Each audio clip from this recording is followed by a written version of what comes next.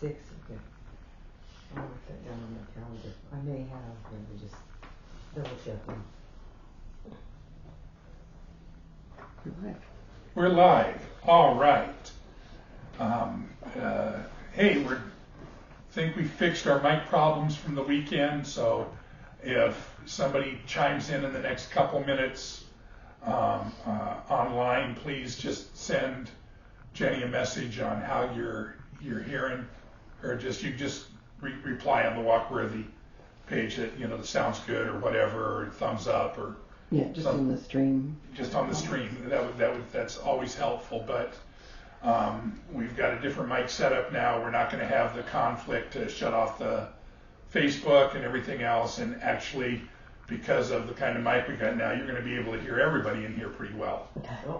So that's a good thing. That's a good thing, because to me, the important thing about Bible study is definitely it's God's Word, but it's the discussion. And I think that's where we all learn, because we all learn from each other. We really do. And, it's not about one person having all the answers, because the truth is nobody does. There's some really, really smart people in the world that still, they don't have all the answers. We're continuing our journey through James. We're in the last half of James chapter 4, and we're getting to where we'll be wrapping this up in the next couple of weeks, and heading on from there. And that's probably Nancy. So anyway, last week we did talk about the way we. The heck out of me. Oh, it's Marilyn. Okay. No room in there. Yeah, come over. I don't want to sit in that circle chair. So, anyway, we talked last week about the way we live and how James is telling us how our life is, the way we live reflects on our relationship with God, and how we can see things that when we're not living there, we're seeing this conflict, we're seeing things that are going on, and really went to the place where you really can't serve God in the world is one of the points that we made, one of the things we talked about. Does she need another chair over there? I get that one down there. So. Oh, it's okay. Is that okay, or do you need another? This one's better. Is that okay with you? All right. Well, we're still getting settled here. Hi, guys.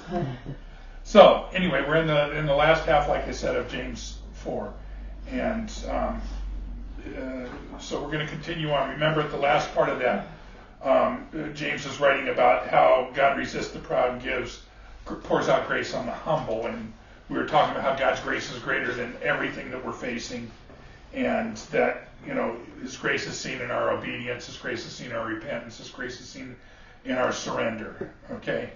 So then James goes on, and I'm picking it up in verse 7. I'm picking up verse 7, sorry. It says, so then, surrender to God and stand up to the devil and resist him, and he will turn and run away from you. Move your heart closer and closer to God, and he will come even closer to you. Make sure you cleanse your life, you sinners, and keep your heart pure, and stop down and feel the pain of your sin and be sorrowful and weep. Let your joking around be turned into mourning and your joy turned into deep humiliation. Be willing to be made low before the Lord, and he will exalt you. Now, I know I touched on this last week, and we talked about the things that James listed as almost like they're imperatives. They're like commands about submitting, about resisting, about drawing near to God, about cleansing yourself, about purifying yourself, about stop doubting.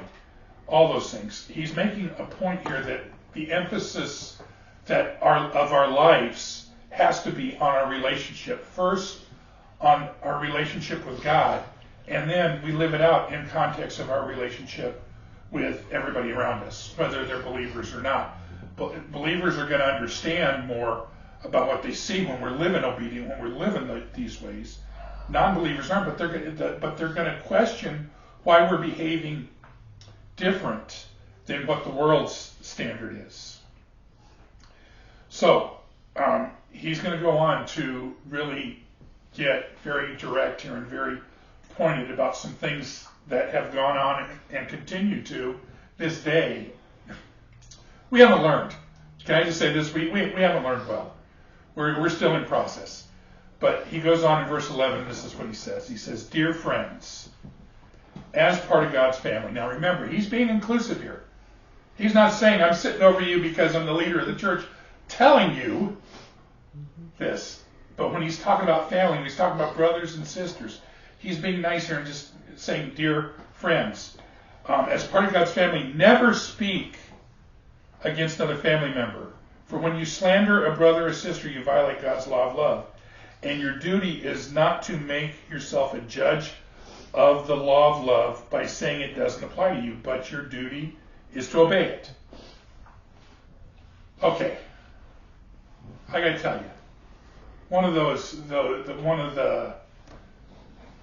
I don't believe that there's a ranking of sin. Sin is sin. Okay? But one of the really, really hurtful sins, especially in church, is gossip. And I got to tell you, it's something that a lot of churches struggle with. A lot of people struggle with in church because I don't know why. I've said it often. It's because people want to feel better about themselves when they're talking about anything else. But James is saying here, don't criticize, don't judge, don't talk about other people in the family. And he's making this point because when you're tearing the family apart, how are you showing love? You're not. You're not. Right? Oh, and there's people that when I've asked that question before say, well, it's tough love. We have to be tough. No, that's not what we're talking about here. We're not saying there's a boundary here and we're not going to violate the boundary. Doesn't matter who you are. That's what tough love is. That's saying that there's a standard. When you're criticizing, when you're judging, when it, really the translation is when you are judging and tearing somebody down to the point of loss. It's not right. Jesus has a lot to say about that. You know, it's ironic that we're here and on Sunday we're coming to the same place in the Sermon on the Mount where in Matthew chapter 7, the first thing that Jesus says in that chapter is, don't judge, or you're going to be judged. You're going to be judged by the same standard that you judge others with. That's difficult, though. Yeah, it is, isn't it? Very. We're not talking, you know, here's the thing I often say about this, because I agree, because I look at somebody else, and even though sometimes I don't say it, but especially when I see people that aren't as good at drivers as I am, I have a lot of critical things to say about it. Well, they don't even have to cut me off. They just, there was this person today, we were trying to get parked, and she was just not functioning. And I was saying some things under my breath that weren't, well, I know, Not quite. it wasn't quite under my breath. My lovely wife is sitting there going, no, it wasn't under your breath. But there was some, and again, they were very critical things. You don't know what somebody else is struggling with or dealing with or what they're facing. And you know what? Here's the truth. I'm quick to judge. I'm quick to judge. I am. I'm quick to judge. And we have to be a lot more patient and understanding. And James is saying here, and this really, I got to tell you, when I started reading this today, I started thinking about what it said. It kind of just slapped me in the face. Because what he's saying here by this, in this verse 11, he's really saying that criticism, that judgment, is not just speaking against the other person, because what part of the family is that other person in? They're part of God's family. They're part of God's creation. So you're really, truly speaking against God. You're slandering God when you're saying using terms like you idiot. That's my big one. Idiot. That's what immediately comes out. I said that several times today. Jenny will attest to it. And What if you just think it? So as it's in your heart, You think it is the same thing. as long as here's the thing, as long as you don't dwell on it, you can think it and let it go. Then okay, you're going to be And you're, repent. You're I get that, but no, I'm yeah, It's hard. I get it. It's hard. This is hard. This is not. It's not that God gives us impossible standards to live by. It really isn't. But what He does is He points out those things that really need to be refined in our lives so that we can live in a way that is reflecting Jesus to the world. I don't think that Jesus, when He was on the boat with the disciples and they weren't rowing the right way, I don't think He was thinking, you idiots. And I don't think He was telling them, you're being stupid here. In fact, what He challenged them on when they were panicking about things was, your faith isn't in order. You have little faith.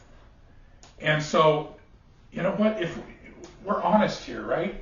And so, yeah, we can say these things because, you know what, it is things that continue to need to be refined in us.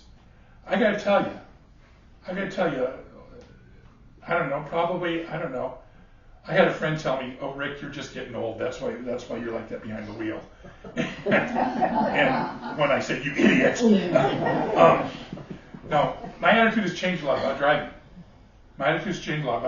And really, for me, it has, because it's scary out there. it is. It is scary. Yeah. And people don't care. We watched a guy the other day, we were out with the kids, and I watched a guy just cut around everybody on the right and drive right through a red light without even stopping. Right.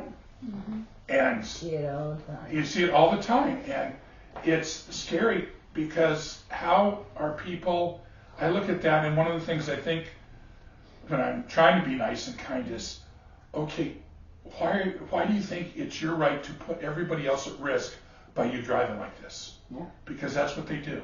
Mm-hmm. And we have really, in a lot of ways, and I've had this conversation with other people, we've lost the ability as a society to put ourselves in somebody else's shoes.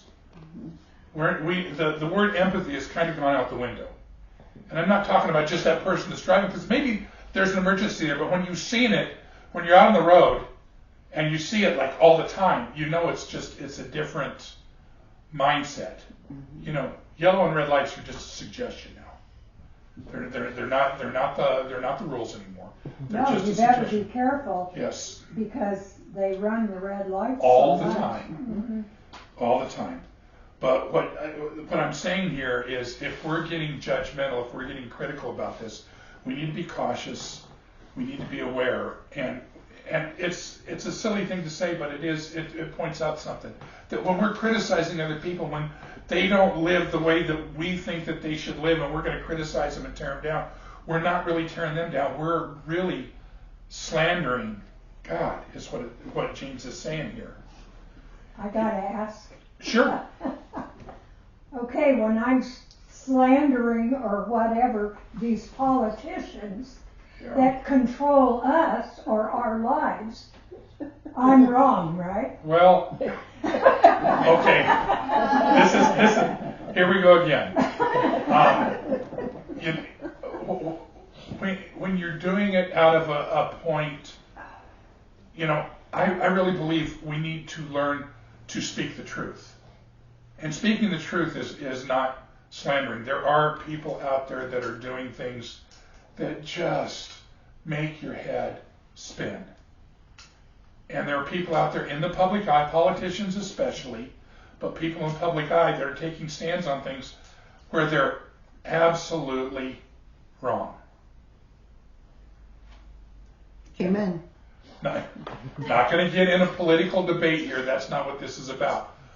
But it's okay, I think, to speak the truth with love and compassion. You speak your piece, and then you got to let God sort it out from there. It's the people. Here's the thing, and I will say this. One of those polarizing figures in politics right now is Nancy Pelosi. You love her, you hate her, whatever. Okay? Her husband did not deserve to be attacked. Yeah, right. He did not deserve to be attacked. He did not deserve for somebody to break into his house screaming, "Where's Nancy?" and to beat him and almost kill him. That's way overboard. That's a horrible. You don't, whether you agree or disagree with politics, where we have our voice and what this country is founded on, what more people need to get involved in, because we had this conversation a couple weeks ago, and it's only like 30 or 40% of the church is registered to vote. Our voice is heard in the polls. Our voice is heard every 2 years when we can go and vote. Our voice is heard then, and if somebody is wrong, you take a stand, you speak your truth. It doesn't become personal. You don't tear down their family and everything else. But you know what? We make our voice heard in this country in the election process. And we have to be active and better in that. Now, I'm sure everybody here voted yesterday, and that's great. But it's not, the people that are voting that are cared, that are reading about the issues and having questions and asking questions. That's fine. It's the people that are complaining or getting involved in things or lobbing bombs or doing things that don't even go to the polls or don't even send in a ballot that are the problem. That's what it is. And I think that you can criticize somebody's behaviors without criticizing the person. Whether you, again, because we were talking about it, whether you agree with Nancy Pelosi or not politically, you don't tear her down as a person. You don't tear her family down. You can talk about her politics and her political stands, but again, and I think that that's the way that we can do that without being judgmental. We can judge the stands, that we can talk about the stands that they're taking and talk about those things, but it still never should become a personal attack. Okay, and that's There's a right way and a wrong way to disagree with somebody. absolutely, and that's what we need to understand. What'd you say? There's a right way and wrong way to disagree Yeah. with somebody. There is.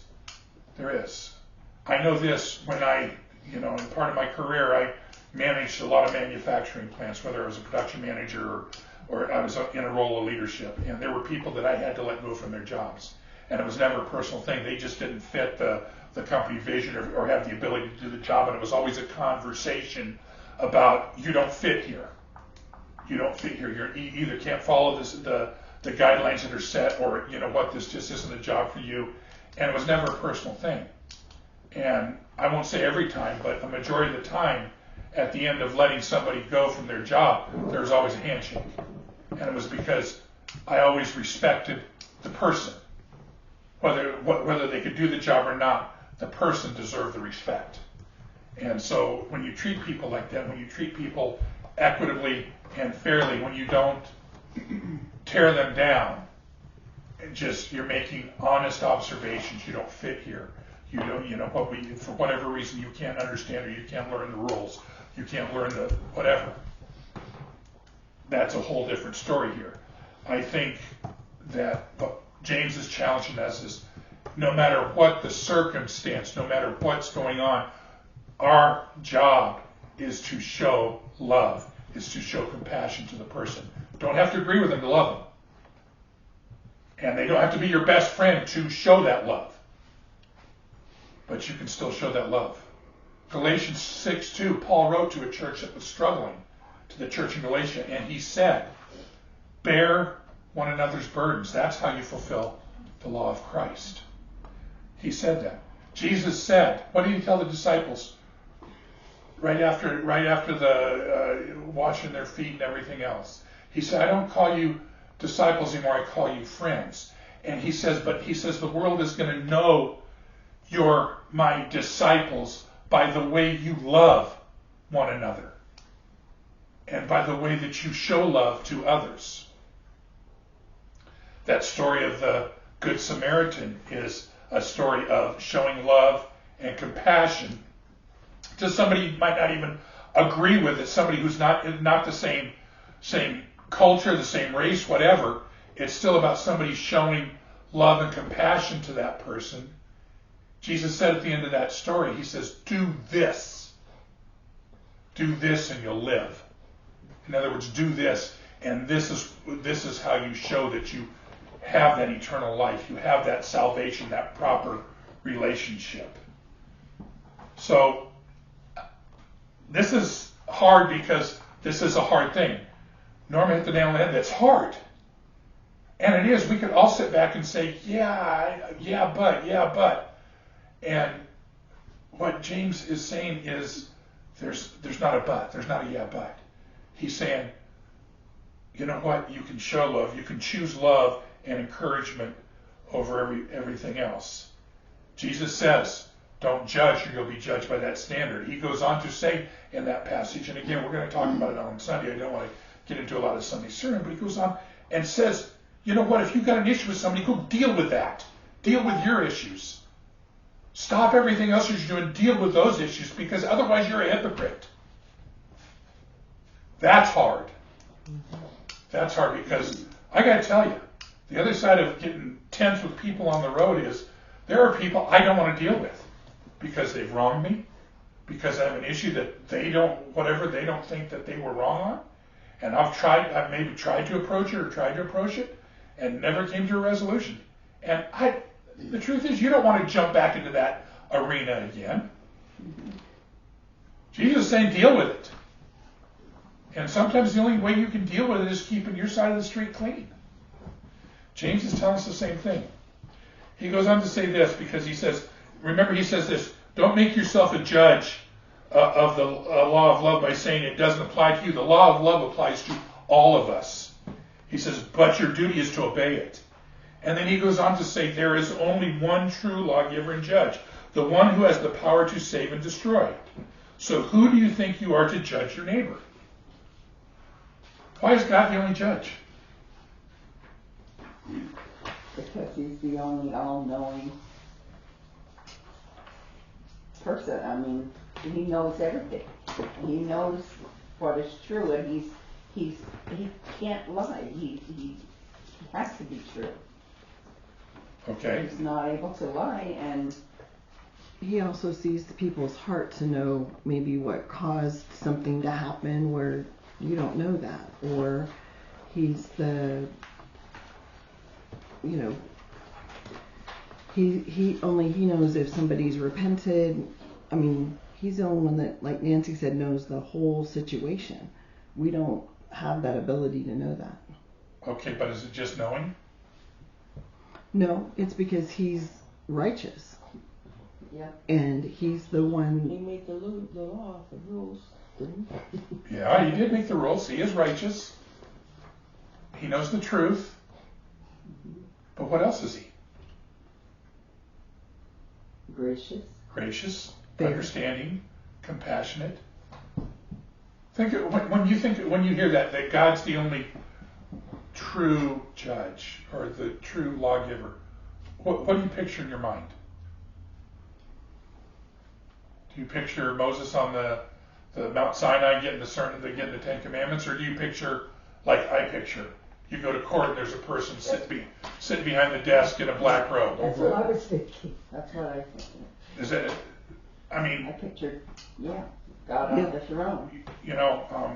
I think I've told some of you in the past I had to go be a character witness for somebody in a federal district court, and that's kind of what I picture, because that is just for I know for people that are there all the time it's not a big deal, but for somebody who's never been to a district court, it is hugely overwhelming. And to see the judge up there and to have them, decreeing, making a ruling on a federal law. Here's the difference between God and that guy that sits behind the bench, sits on the bench behind making a ruling. Does that person that's making the ruling carry out the ruling? No. No. They make the ruling. They make the ruling, and they say, okay, this is what the law says, and they're trying to judge according to what the law says. They very rarely even take extraneous circumstances into the thing. They're just ruling on the law, right? Somebody else carries out the sentence, if you will. Somebody else, can I say it this way because it's kind of harsh, but it makes the point better. Somebody else is the executioner.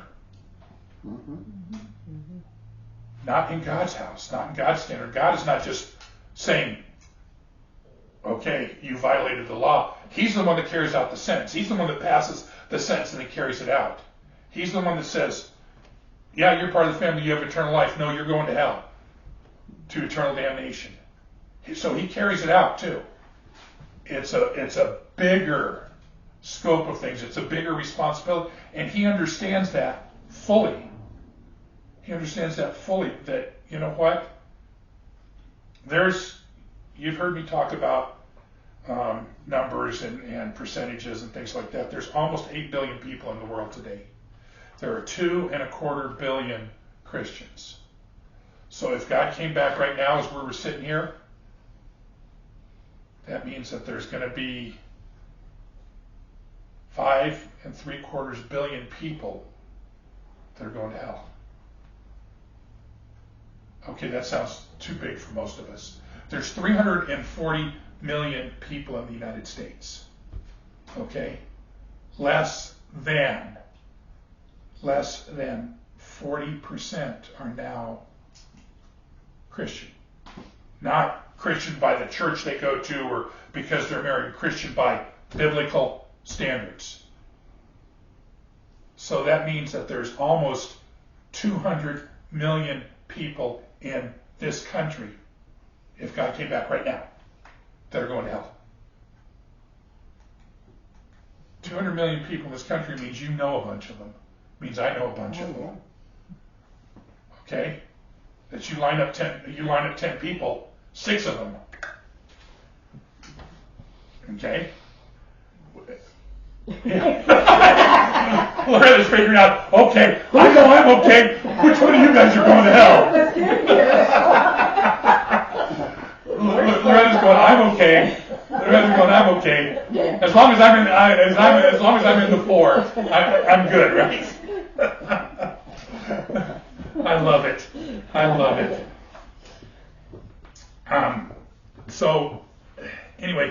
So God's the judge, and this is what James is making the point.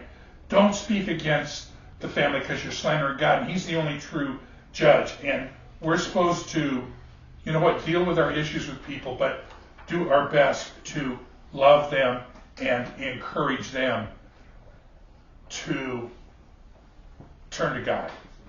And however we can do that. So, he goes on in verse 13 to say this. Listen, those of you who are boasting. Today or tomorrow we'll go and spend some time and go to business and make heaps of profit. We'll go to another city and spend some time and make heaps and heaps of profit. But you don't have a clue what tomorrow will bring. For your life is fleeting, your fleeting life is but a warm breath of air that is visible in the cold for only a moment, then it vanishes. You're going, okay, wait, he's been making this point about not criticizing and not judging. And now he's making this point. It doesn't seem to match up, does it? It seems like he's just like, oh, shiny thing. It really does match up. Because what are you doing when you're judging and criticizing? You're setting yourself up. I'm the one, right? I'm the one that's self-sufficient. I'm the one that knows and everything else. He's saying the same thing here. He's talking about, you're saying you are sufficient. You don't need God in the purview. And, I think that they lived back then the way we live now. It was always about results. We live in a result-oriented society, especially today, but I think that that's the way people were kind of evaluated back then too, that it was all about the result of, how many fish did you catch? How well are you doing here? What are you doing there? Tax collectors, how many people did you rip off? And things like that. And they lived in this results-oriented society, and we do too. And what we forget about that, because we're promoting that self-sufficiency, we're promoting that self-serving standard, is that the results aren't ours. The results belong to the Lord. And what James is saying by making this statement is that it's God first. Our focus needs to be on God first, because we don't know the future. There's no guarantees. There's no guarantees. You've heard the parables Jesus told about, hey, you don't even know that your life's going to be called from you right now. And those things. But, and way back, even Isaiah in his prophecy, in one of those chapters that I just love, in Isaiah 40, he says this, this is God speaking to Israel. He's trying to bring comfort to them, but he's let them know too, that the things that they're dealing with, the things that they're facing are just almost momentary, because that's what our lives are. It says, a voice was saying, cry out. Another said, why should I cry out? All humanity is grass, and all its goodness is like the flower in the field. The grass withers, and the flowers fade when the breath of the Lord blows on them. Indeed, the people are grass, the grass withers, and the flowers fade. But, there's that but again, but the word of the Lord remains forever.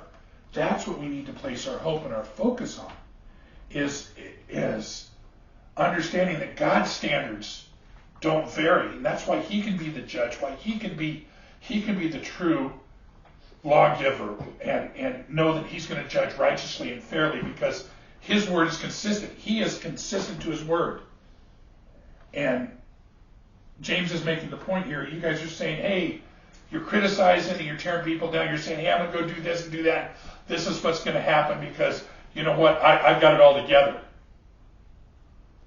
And he said, wait a minute. You don't even know the future. You don't know what's going on. You don't know that, you know what, when you're putting yourself above God, you're putting yourself in a place where there's trouble. He says in verse 50, he says this, instead, you should say, our tomorrows are in the Lord's hands. And if he's willing, we will live life to its fullest and do this or that. But here you are boasting in your ignorance. For to be presumptuous about what you'll do tomorrow is evil. In other words, you're making yourself the focus. You're making yourself the center of attention. We got to understand that God is the one that controls things. And here's the thing, and this is really, it's a consistent point in these few verses that we've been in, because we've talked about things, we've been honest about, some of the things that, we deal with. But here's the really cool thing about this, and this is what God knows, is that we are in process. Salvation isn't the be-all, end-all. I get saved, everything's okay.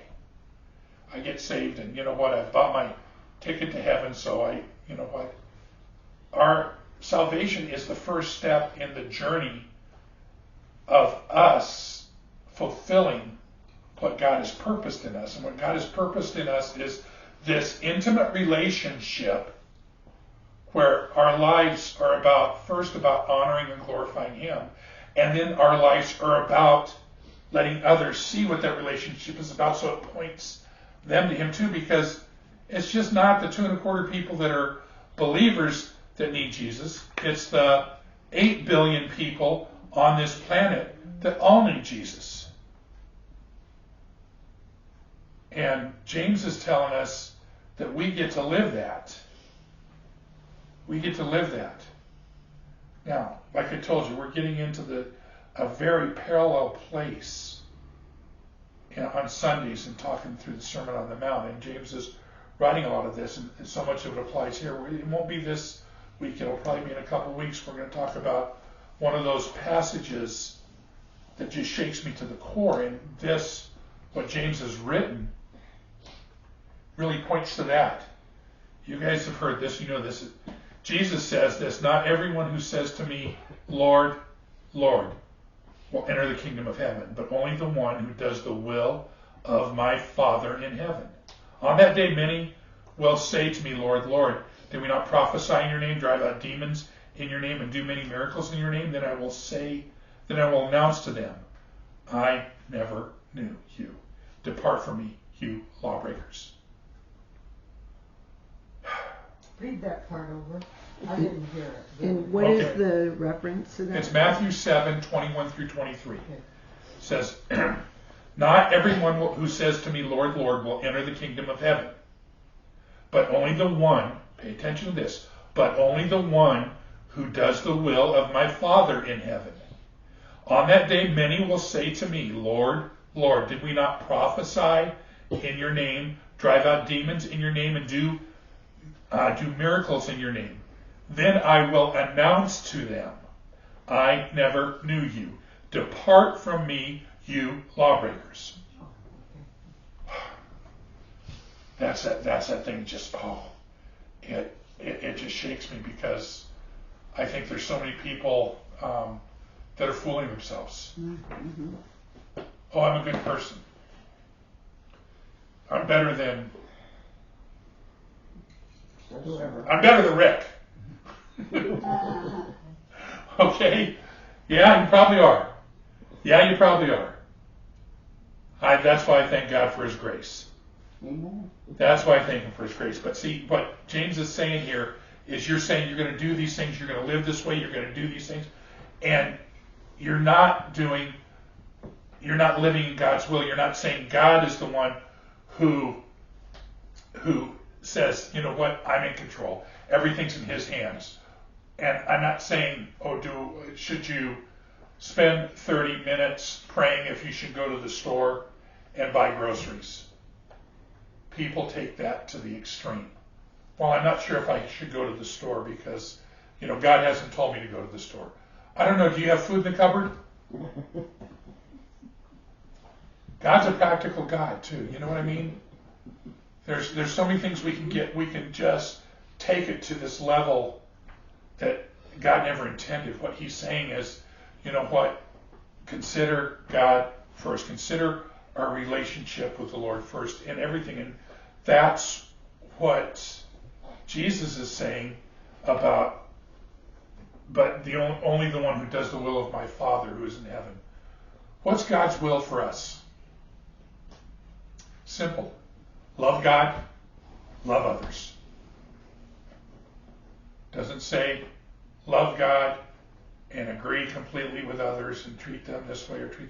It says love them. In other words, we're going to love them enough to be kind and compassionate, to speak the truth with the best, most understanding that we can, and understand that they're cursed with the same thing we're cursed with.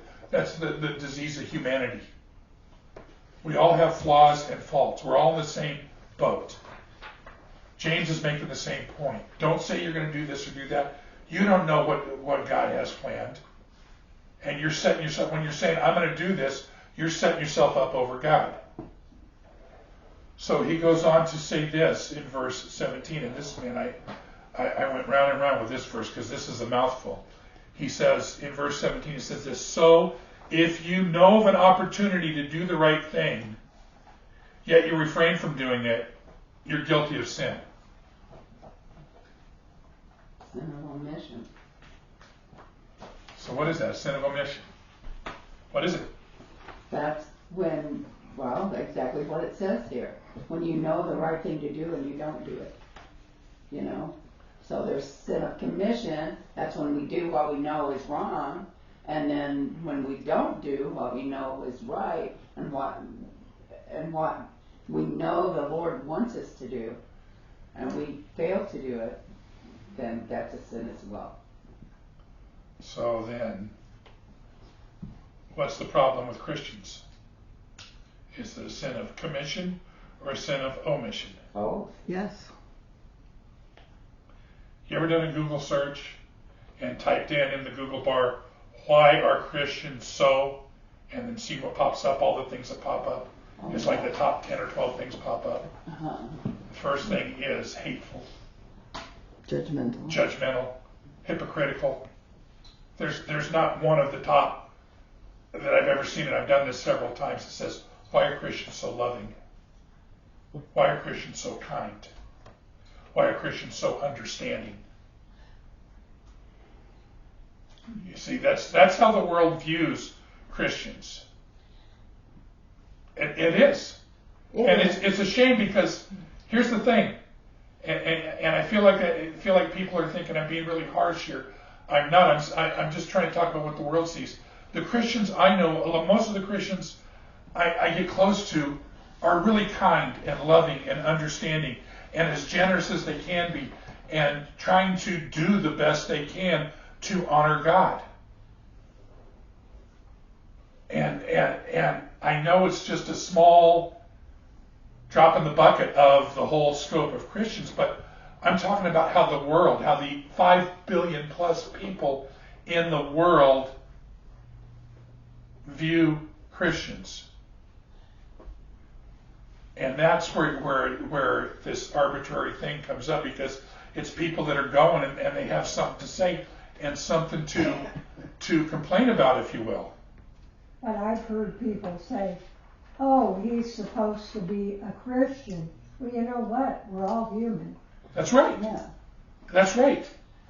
And it's a shame. Just a second, I'll let you go. It's a shame that we can't honestly sit down with whoever it is and have these kind of conversations, because then people would see that, you know what? Oh, you're in process too. See, we all have talents, we all have gifts, we all have abilities to love and serve, and you know what the whole thing is sometimes we just forget to use them. And that's when people say, oh, you're supposed to be Christian. You're supposed to be Christian. So, you had something? It's pretty much what you said. We don't know where people are in their process, and we don't know what's going on in their life that made them mess up that day as a Christian. We need to stop judging people as, well, they're a Christian, and say they're just another person like I am that's going to have flawed moments. But we don't do that. But it's okay to speak. Just a second, Nancy. It's okay to speak to those moments. Yes. It's okay to speak to those moments, again, as long as you're not using that as a stick to whack the other person. But a lot of times, the person who's saying, you know, why are Christians so hateful? Why are Christians, this or that, whatever. Yeah. It's because, okay, there could be 20 loving and generous and kind and Christians, and they'll ignore them and pick up the one that they see. As soon as they see one doing something hateful and saying something, mean to somebody and being judgmental or whatever, that's the one, because that's reinforcing what they already want to believe about us. But that's human nature. That's exactly, you're exactly right. Yeah. I agree, Nancy. I agree but that is, you're right. That is human nature. Mm-hmm. You could be dead broke and have 50 people walk up to you and give you $100 bills, and then the one person that walks by you, you're going to say, "Hey, what's wrong with you?" And really, honestly, that's the way people are. They look for the negative. All we can be is as positive as we can be. All we can do is take what God's speaking to us through His Word and just do the best we can to apply it to our lives. People are going to see what they want to see. But you know what? If they're hit enough times with kindness, it may change their view. Here's the thing. I'm not responsible to save somebody else. All I'm doing is responsible to be the best reflection of Christ I can be to that person. True. They get the choice. True. They get the choice. Everybody gets to make the choice. That's what God said in here. Everybody gets to make the choice. Even the people that died before Jesus came to earth. When He died and He went to Sheol, they got to hear the gospel message too, and they got to make a choice. Okay? Everybody gets to make a choice. That's what God said. Everybody gets. You can choose either way. It's your choice. That's the thing. That's the whole free will thing. That's the whole thing we have to understand. And James is trying to encourage believers. He's trying to encourage us on there's a right way to live. There's a proper way to do things where we can still be consistent to what the characteristics and the traits that God has put in us. There are some people that grab onto something and they make a big, it's a big deal to them. And to other people, it doesn't really matter. Does that make one person right and one person wrong? Here, let me give you one that's here, and I know I can talk about because she won't throw me out of the house tonight. Okay, I am hugely big on time. Hugely big on time. It is probably my biggest pet peeve. Okay, and I can give you all the reasons why. I've sat down and we've analyzed this or not. Jenny's opinion about time is fluid. Time is what? Fluid. Oh. Okay? In other words, you get there when you get there. But sometimes other things need to be handled. Or Yeah. taken Well, care of. and sometimes other things that are getting handled could wait, but that's a whole other story. And we're not going to get into this debate because it's a conversation we have a lot.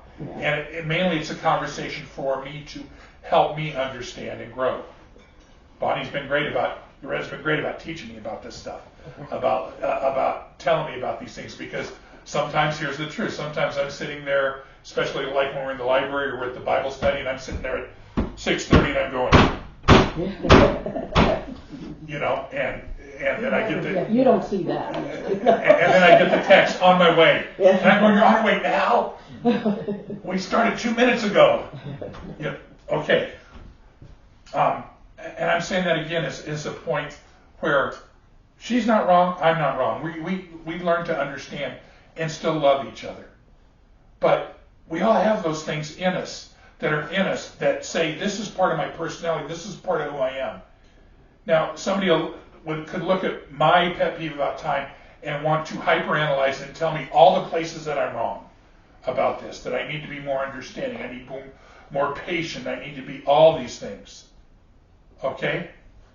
You don't think I know some of those things? First. But the second thing is this is something that's been formed inside of me. And God doesn't judge me for that. He understands me for that. And he says, Rick, you'll learn. Rick, you'll learn. You're in process. I'll bet though that the two of you were raised entirely different. Yeah. I would say that she was probably raised in a more firm household than I was raised. The reason time is such a big pet peeve to me is because I spent, again, no secrets here. My parents were divorced when I was very young, and then they got back together, and then they got divorced again. And I spent a lot of years of my youth waiting for my dad. And waiting for my dad to never show up. But it was a part of your growing up. It was a part of my growing up, so it became a thing where I'm never going to do that. I made a lot of promises to that 11 or 12-year-old kid when I was 11, 12 years old that I've never gotten past. And I am always, even to the point of when I was going through classes and stuff, that the instructors or the people supporting the classes and stuff that I was taking would make the point, you were the most punctual person I've ever met. You're even punctual to the point where you come very early if you think you're going to be late. That's just who I am. Okay? That's not right or wrong, it's who I am. But it was a part of your upbringing. Exactly. Just like I'll bet in her life. Oh, my dad was always on time. And it was very much... But they didn't demand that you were. No, they did. Or did And I just, You just it was know. always, but there's this to do, and this to do, and this to do. And to me, that seemed more important. And so maybe it's a rebellion. It's a viewpoint. It's a Yeah. It viewpoint. is, and it's hurry up and wait. Now, I don't like that. You're right. It's a Yeah. perspective. Yeah, but, you know, if somebody says, hurry, hurry, come on, you gotta hurry up, then you get there, and then you wait. Well, it was like today. We went to the doctor today, and they told her to get there half an hour early because of the lines. And we look at this line that we're at Kaiser about, and we were in line for 45 minutes. She actually was 15 minutes late to her appointment, not because of her fault, because we were on time. We got there at 10. We got for there. the 10:30 We got there. appointment. We got there on time. It was because of everything else. But I got to tell you this: there was that thing inside me at 10:30 that I'm going, we're late for the appointment, and I know there's nothing that she could do about it. Nobody could do about it. But that was the conversation going on in my head. We're late for the appointment. So you need to relax a little. About time? About time? Yes, I do. You're exactly There right. you go, Nancy. Norma, I totally agree with you. About time, I need to learn, and this is part of my journey. Is I need to relax a little You because get to be 94, you'll settle down. there you go. So I got another 30 years to go. All right. And I get to carry that for another 30 years then, right? well, Rick is the one who's like always, you know, I'm going to be early to everything. Somebody's inviting me for an event at noon. I'm going to be there at their house at 11:30. 11:45. If I were hosting and he showed up at 11:45, I'd go, what the heck? It's not noon. You gotta wait outside. I'm not ready. I'm just saying, there's, you know, and again, this is things we talk about. But see, we can do that, and the point I want to make about this is it really can fall into line with what James is telling us here. We can have those conversations, and still it doesn't become a thing where you're tearing the other person down or making the other person, and this is part of the learning process too, because I would go nuts when we were first together about her being late. I would, but then there was other things that she learned from me too about, okay, we're gonna do this, and yeah, you're right on being on time on this, you're right on that. So the whole thing is, it's not about the time, it's about us learning and growing and continuing to be those reflections of compassion and grace and understanding to everybody around us. And when we do that, who gets the glory and who gets the honor? I can tell you this, it's not me.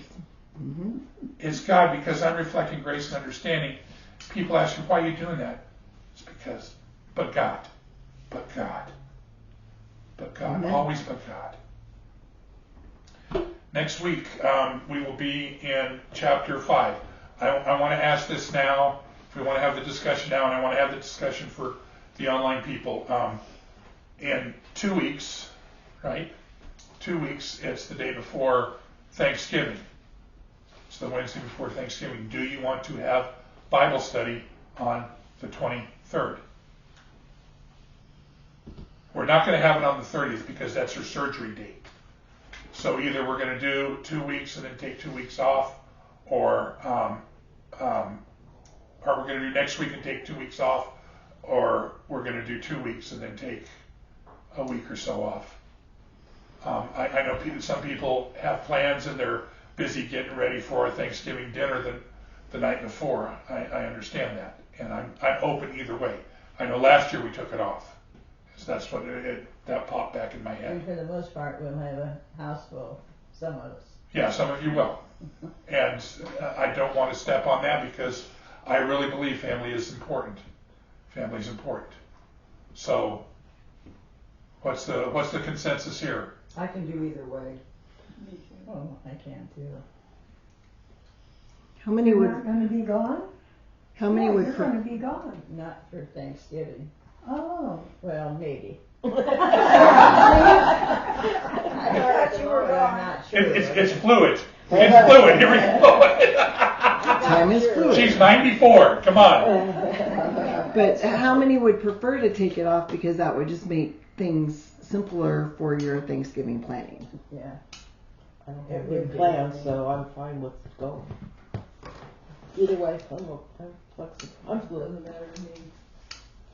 Okay, so are you good with? And I don't know. It doesn't matter to me. Okay, so then we'll do it, we'll have it for 2 weeks because we're taking the 30th off with Okay. Jenny's surgery, and I don't know how long, it might be not just the 30th, but the first Wednesday in December too, because we heard today about the surgery, about how extensive it's gonna be and how laid up she's really gonna be, and he got the little model out and showed everything that he's gonna be doing, and then he took her foot and jerked it all around, and you can see Did it her. hurt? Oh, yes. Oh. And you know what? She didn't say anything like, you idiot. I just Nice person. close my eyes and Yes. practice You were that. thinking it, huh? No, I just practice that deep breathing that you learn when you're going to have a baby. Yeah. Anyway. Okay, so we will have Bible study on the 16th and the 23rd. And that'll probably allow us to finish James. And then when we pick it back up, again, when we pick it back up and we start this Bible prophecy thing, I'm just giving you a warning now. This is new for me too. So it's going to be a discussion. And again, if it turns into an end times thing, I'll allow it to go there. But my intention is to talk about Bible prophecy from the Old Testament on. It's not just the last day stuff that everybody wants to talk about, but really what prophecy is and how it affects us and those things, okay? So, anyway, let me pray for us real quick, and then we'll move on. Precious Father, we're so thankful for your grace, for your word, for your love for us, and the way that you are in the middle of our conversations and that we can be real and it doesn't change your view of us. I thank you that we had a really good conversation tonight and talked about some life things, which is good because you tell us it is about the life that we live is a reflection of you. And I'm so grateful for all that you are to us. We're coming into a holiday season and it's going to get to be busy in a lot of ways, Father, and we're going to get to be around family. And I just pray that we are those reflections of you to everybody we come in contact with. Be honored and glorified of our lives, Father, and we'll be careful to give you all the praise and glory and honor that you do. As we pray in your precious name. Amen. Be careful, don't get up yet, Carol, when we move that cable. I want to ask you guys. I know this is terrible. I'm